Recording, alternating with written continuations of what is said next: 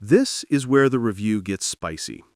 The futuristic design brings three very opinionated features. First, that seamless palm rest hides the haptic touchpad. There are no lines, no cutout, it's just glass. And honestly, it's fantastic.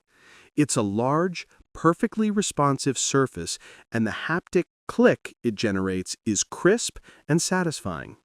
After about 10 minutes, my brain knew exactly where the active area was, and I never missed the physical boundary.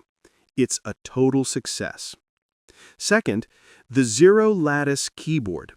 The keys are large, flat, and pushed right up against each other with no gaps. The typing feel is surprisingly good.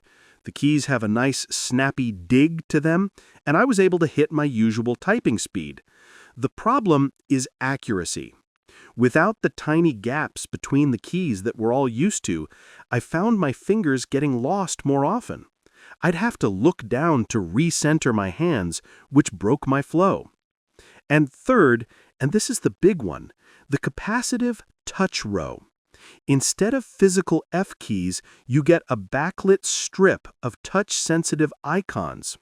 You press and hold the FN key to toggle between media controls and the F1 through 12 keys. In practice, this is a nightmare.